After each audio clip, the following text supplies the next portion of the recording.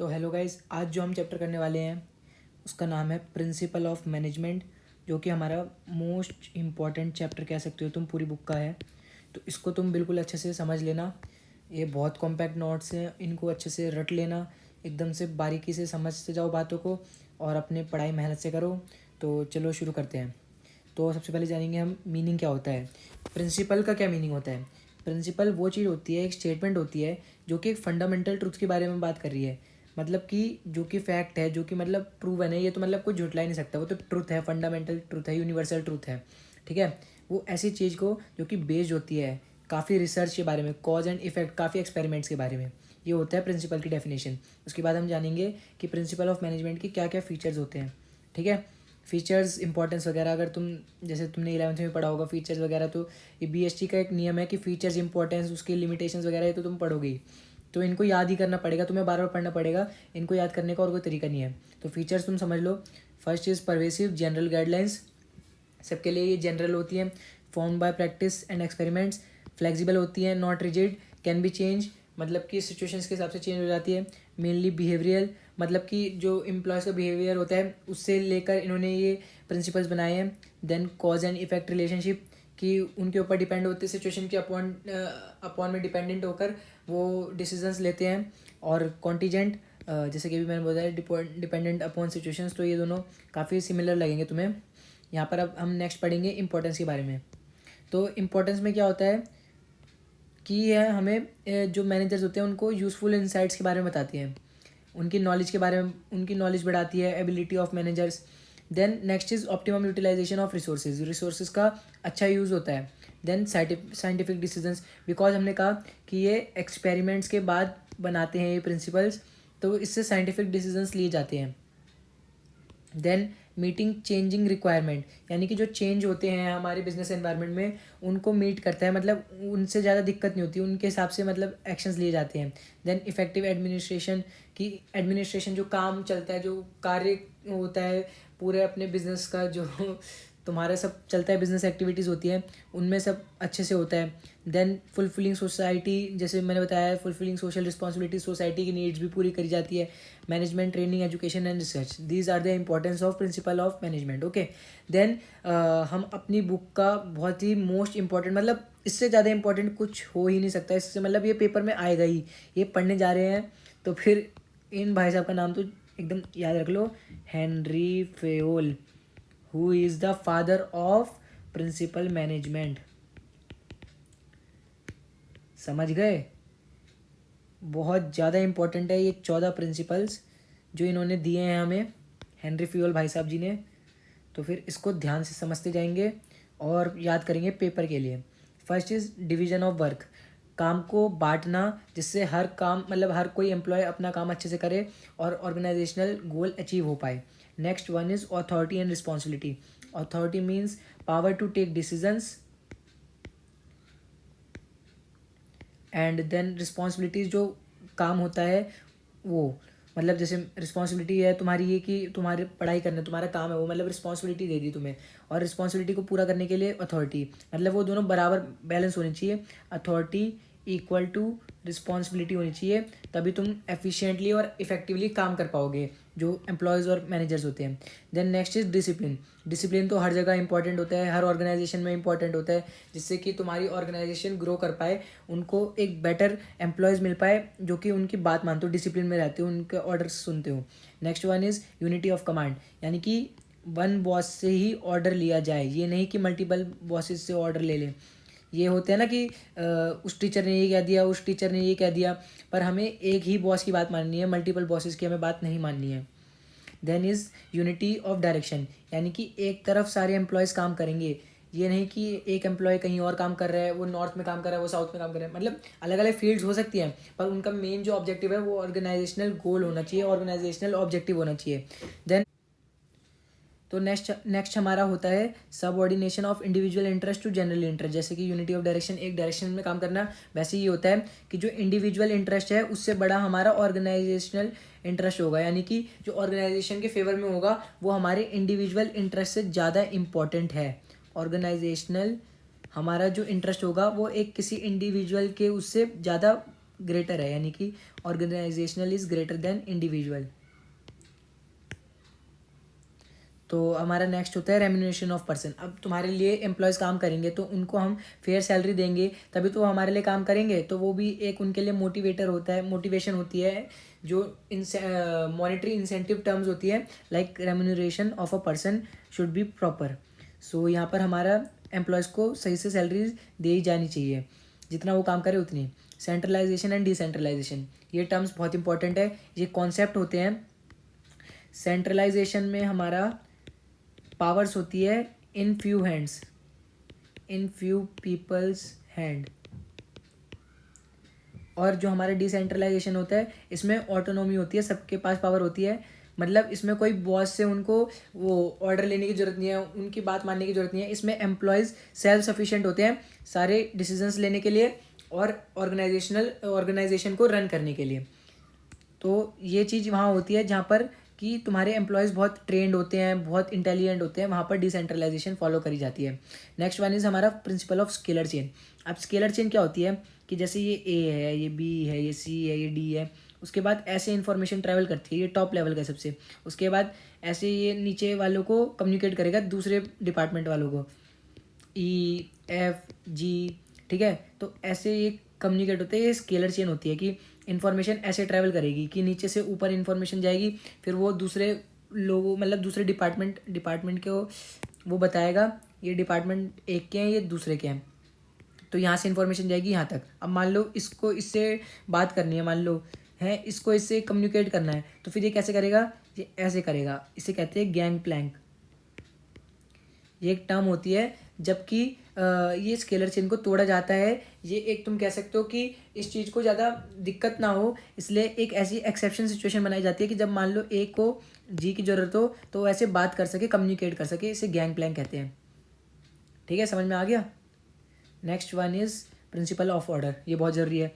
जैसे मान लो पानी की बोतल है, पानी की बोतल जिस स्थान पर होगी अगर वहीं रहेगी तो तुम्हें पता चलेगा कि वो वहीं है, और तुम वहाँ से ले लोगे तो तुम्हारा टाइम सेव होगा, समझे। तो जो चीज़ जहाँ पर रखनी चाहिए, किताबें तुम्हारी बुक शेल्फ में होनी चाहिए, पानी की बोतल फ्रिज में होनी चाहिए, जहाँ तुम रखते हुए एक जगह होनी चाहिए, उसकी फिक्स होनी चाहिए और सही प्लेस होनी चाहिए।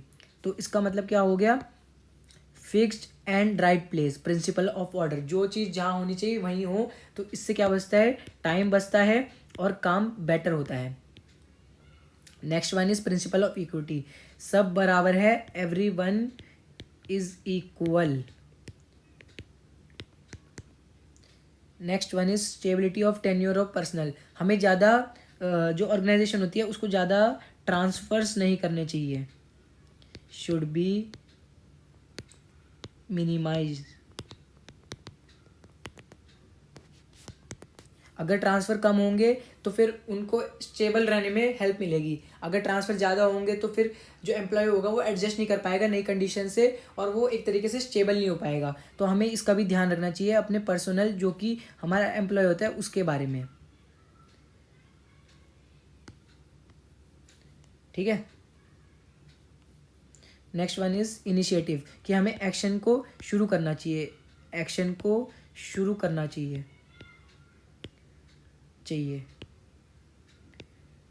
इनिशिएटिव लेना चाहिए। Next one is esprit de corps. इसका मतलब क्या होगा, तुम सोच रहे होगे क्या टर्म आ गई है। इसका मतलब होता है हारमनी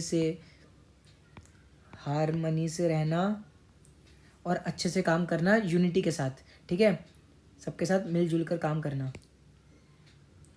तो अब हम पढ़ेंगे मीनिंग ऑफ साइंटिफिक मैनेजमेंट। ये थे हमारे principal of management by Fayol. ठीक है। Next one is meaning of scientific management. तो अब साइंटिफिक मैनेजमेंट क्या होता है, application of science for each and every element of management. इसे कहते हैं मीनिंग ऑफ साइंटिफिक मैनेजमेंट। अब साइंटिफिक प्रिंसिपल भी जान लो, और ये दिए किसने हैं, ये दिए हैं टेलर जी ने। तो ये हम कह सकते हैं father of scientific management.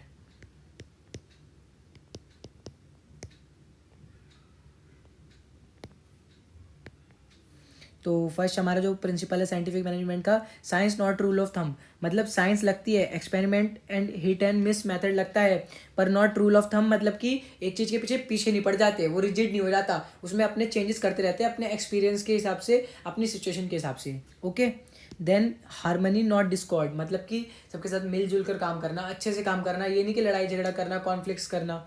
Okay, next one is cooperation not individualism, जैसे कि हमने यहाँ पर पढ़ा था कहाँ गया कि subordination of individual interest to general interest, मतलब general interest is greater than individual.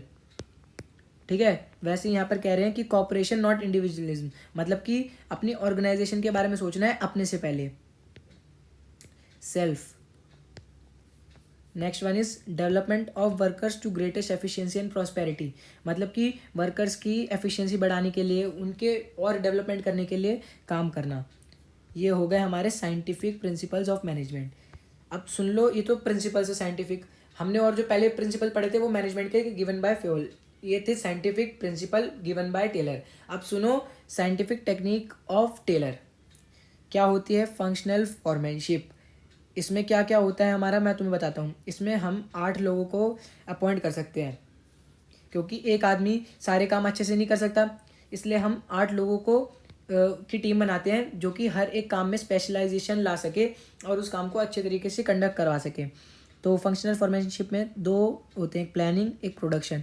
इनमें प्लानिंग में 4, प्रोडक्शन में 4, ये 8 लोग हम हायर करते हैं। फर्स्ट होता है रूट क्लर्क, जो कि देखता है fix up sequence of steps की, सब स्टेप से हो रहा है, सीक्वेंस उनका सही है, ये उसका ध्यान रखने का काम होता है रूट क्लर्क का। Then next one is instruction card clerk, ये सारी पोस्टें हैं, सारे लोग हैं फंक्शनल फॉर्मेनशिप। इसका इतना बड़ा चार्ट तुम्हें बुक में ऐसे बना हुआ दिखेगा, एक पेज पे तो सिर्फ ये चार्ट ऐसे बना हुआ है। देन हमारा इंस्ट्रक्शन कार्ड क्लर्क होता है जो कि जनरल इंस्ट्रक्शंस देता है जो वर्कर्स होते हैं उनको। Next one is time and cost clerk, जो कि टाइम और कॉस्ट देखता है कि ज़्यादा कॉस्ट तो नहीं लग रही और सही टाइम पर काम हो रहा है कि नहीं। Then next one is disciplinarian, जैसे तुम्हारे स्कूल में होता होगा ना एक खड़ूस सा टीचर जो कि सब बच्चों के बाल देखता है, नाखून देखता है कि सब बच्चे डिसिप्लिन मेंटेन कर रहे हैं, ऑर्डरली सब काम हो रहा है, सिस्टमेटिकली सब काम हो रहा है, तो वही यहाँ पर ही काम होता है। Then next one is production, production में क्या क्या होता है, gang boss, speed boss, repair boss, inspector.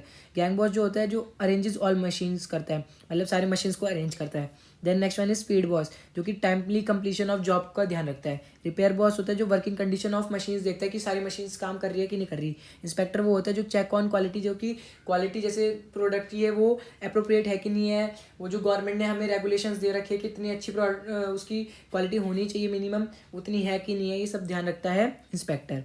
सो ये हमारे फंक्शनल फॉर्मेनशिप थे, और ये भी एक मोस्ट इम्पॉर्टेंट चीज़ है इस चैप्टर की, क्योंकि मैंने तुम्हें स्टार्टिंग में बोला था ये पूरा चैप्टर बहुत ही ज़्यादा इंपॉर्टेंट है। इसको अच्छे से एकदम पढ़ के जाओ, समझ के जाओ, उसके बाद खूब अच्छे से रट्टा लगाओ। बढ़िया, रोज़ एकदम रट्टा मारा करो। पूरी जो मैंने नोट्स दे रहा हूँ इनका रोज़ रट्टा मारोगे तो एकदम अच्छे नंबर आ जाएंगे तुम्हारे। देन नेक्स्ट हमारे पास टेक्निक है given by Taylor, standardization and simplification of work. Standardization मतलब एक जो काम होता है उसको सही तरीके से और मतलब सिंपल मैनर में करना, एक उसका स्टैंडर्ड भी मेंटेन करना और उसको सिंपल भी बनाए रखना, इसे कहते हैं standardization and simplification of work. Then next one is work study. अब वर्क स्टडी में हमारी होती है फटीग स्टडी। वर्क स्टडी क्या होती है, maximum production at minimum cost, very important line. Then इनमें फैटिग स्टडी होता है जिसमें ड्यूरेशन ऑफ रेस्ट इंटरवल्स देखा जाता है कि कितनी देर में मतलब ड्यूरेशन कितने होते हैं रेस्ट इंटरवल्स के, मतलब जितना ब्रेक है उसका कितने टाइम में होता है। जैसे तुम्हारी रिसेस है वो 15 मिनट की होती है तो वो ड्यूरेशन हो गया तुम्हारे रेस्ट इंटरवल का। ऐसे एम्प्लॉयज़ को भी उनके मिलता होगा ना रेस्ट करने के लिए टाइम, कि ब्रेक मिलता होगा, तो वो कितनी देर का होना चाहिए जिससे वो अपनी एनर्जी रीगेन कर पाए। जैसे हम कहते हैं कि हम 1 घंटे पढ़े, उसके बाद 5 मिनट का हमें रेस्ट चाहिए जिससे हम अपनी एनर्जी फिर से रीगेन कर पाए, रीफ्यूलिंग कर पाए। ठीक है, तो वो ड्यूरेशन देखना है। और नंबर ऑफ रेस्ट इंटरवल्स, कि जैसे मान लो मैं एक दिन में 5 घंटे पढ़ूंगा तो मेरे को उसमें उसके बीच में कितने ब्रेक्स चाहिए, ब्रेक्स, नंबर ऑफ ब्रेक्स, कितने ब्रेक्स चाहिए मेरे को।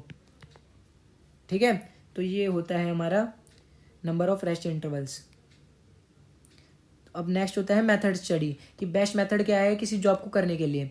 Then time study, standard time required to do the job. Motion study, कि कितनी बार जो एम्प्लॉय है अपनी सीट से उठकर जा रहा है चाय के लिए, जो वर्कर्स होते हैं वो सिगरेट वगैरह बीड़ी वगैरह पीते हैं, तो वो उनका टाइम वेस्ट कितना हो रहा है। Remove unnecessary movements of employees, तो ये होती है मोशन स्टडी।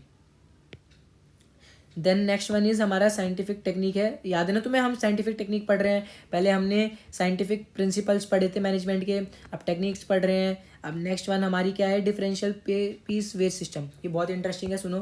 जैसे मान लो ए है, इसने ज़्यादा काम करा, बी ने थोड़ा कम काम करा। ए का ज़्यादा बेटर है, बी का इतना बेटर नहीं है, तो फिर हम ए को 100 रुपये देंगे, बी को 50 रुपये देंगे। इससे क्या होगा, बी को मोटिवेशन मिलेगी। अगर वो अच्छा काम करता है तो फिर उसको भी एक दिन 100 रुपये मिल सकते हैं, एक दिन। ठीक है, इसलिए हमें डिफरेंशियल पीस वेज सिस्टम रखना चाहिए कि जो जितना अच्छा काम करता है उसको उतना अच्छा रेम्यूनरेशन, उतने अच्छा पैसा मिलता है। Then next one is mental revolution. हमें अपने एम्प्लॉयज़ के बिहेवियर को, उनके माइंड सेट को अच्छा करना होगा, पॉजिटिव करना होगा, ऑर्गेनाइजेशन के हित में जाना होगा। उनको इतना जोड़ना होगा अपनी ऑर्गेनाइजेशन के लिए कि उनको लगे कि वो उनकी कंपनी है और वो अपनी कंपनी के लिए काम कर रहे हैं। देन नेक्स्ट वन, एडवांटेजेस क्या होते हैं साइंटिफिक मैनेजमेंट के। इतनी रिसर्च कर ली, इतनी मेहनत कर ली, टेरर लग गए, फ्यूल लग गया भाई, हमारे इतने सारे लोग लग गए, इतने सारे लोगों का कुछ रिजल्ट तो निकलना चाहिए। तो क्या होता है इसका रिजल्ट, एडवांटेजेस क्या होते हैं, इम्प्रूव्स एफिशिएंसी, काम बहुत अच्छे से होता है। Reducing cost of production, cost कम लगती है।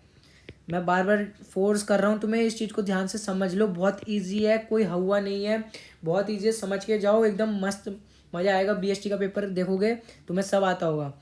फर्म एबल कैप्चर बिगर शेयर, फर्म अपने जो मार्केट है उसमें एक बढ़िया एरिया कैप्चर करने के लिए काबिल बनती है। फर्म बेटर परफॉर्म करती है, बेटर परफॉर्मेंस ऑफ फर्म, समझे।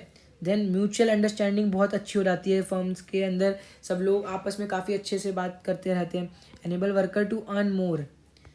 Then next is modern scientific technique, operation research, lean manufacturing, kaizen, six sigma, just in manufacturing. ये ज़्यादा इंपॉर्टेंट नहीं है, बाकी तुम्हारा चैप्टर पूरा हो गया है, तो यहाँ पर एंड करते हैं। तो मिलता हूँ तुमसे नेक्स्ट वीडियो में, तब तक के लिए पढ़ते रहो और नोट्स को प्रिंट करवा लेना।